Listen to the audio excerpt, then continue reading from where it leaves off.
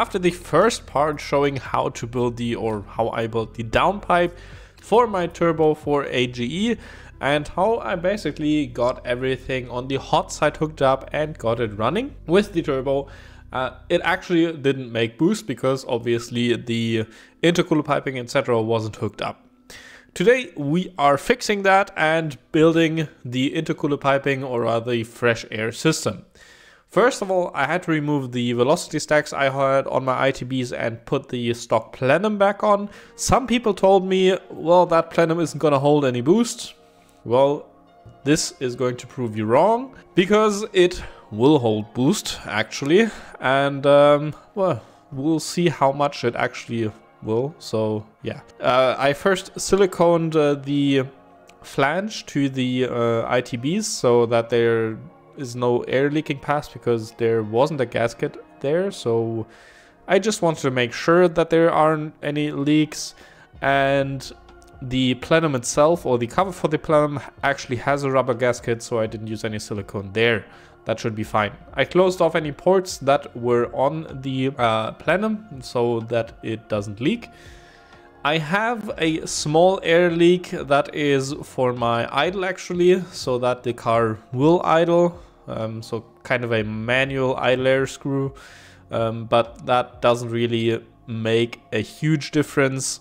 While yes, it is a boost leak, it's not that large. From that intake plenum, there is going off of that a 76mm pipe to the front of the engine, or to the front where the engine sits, and it goes down in front of the battery tray.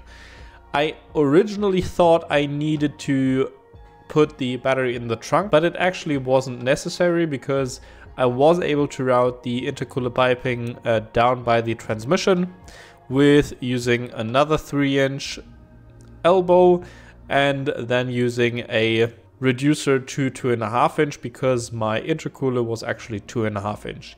It is a 55 by 23 centimeter core with a 65mm thickness, so it's pretty large for my power goals, but it gets pretty hot where I live, so I'd rather err on the large side.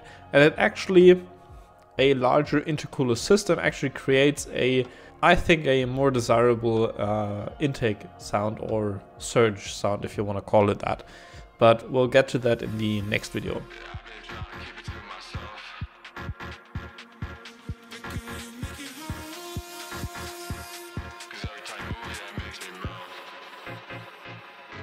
If you catch my drift.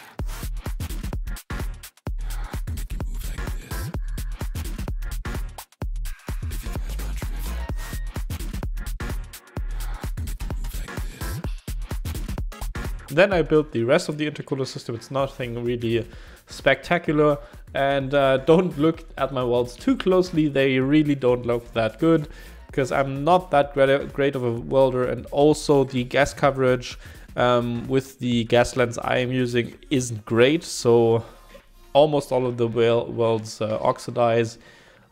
Although I am welding with relatively low amps, around 45, they still do. So I have to get a bigger gas lens, like a FUPA cup. I have had experience with those, and it works much better with them. Yeah, but mine broke, so I had to use this normal ceramic style cup.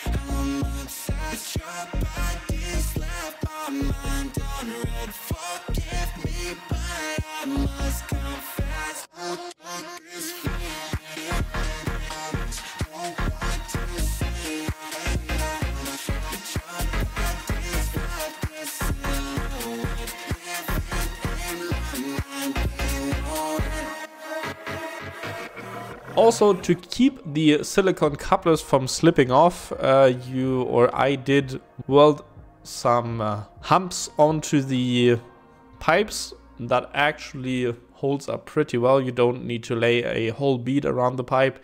it actually is enough to use like 4 to 8 of these little humps. That's more than enough to hold the amount of boost we are going to run. I have tested that. It works up to like 30 psi in my experience. Obviously, your experience may vary, and after that, I just wanted to make sure that everything works. So I turned on the car and revved it a bit, and lo and behold, we make boost.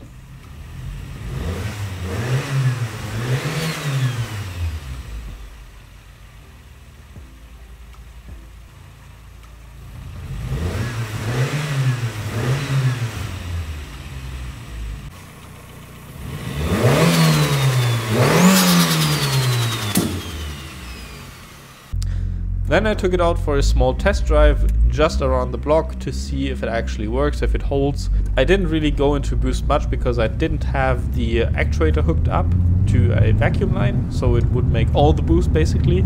But just so that I know the system kind of works, and I was only making like 1 or 2 psi of boost. We will obviously up that once the actuator is hooked up.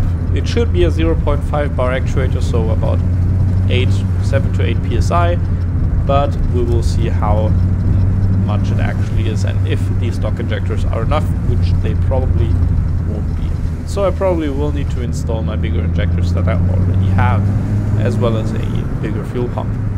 But we will first see how far we will get with the stock injectors. Maybe we'll raise some fuel pressure if we get the bigger fuel pump in first, because that might be interesting for those of you who want to save a bit of money.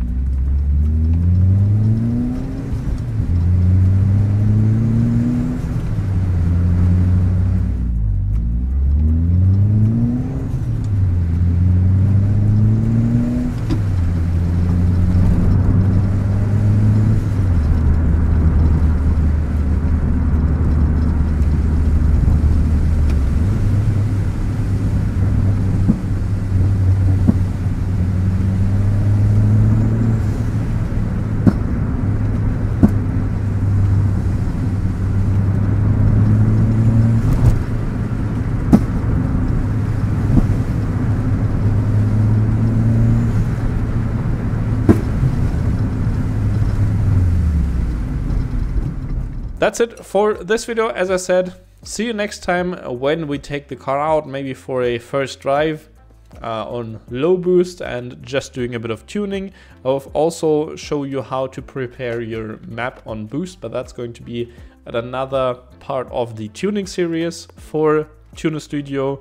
And yeah, so get ready for that. As far as this goes, everything is installed. Check out our next few videos for also the first drive and some really cool turbo noises.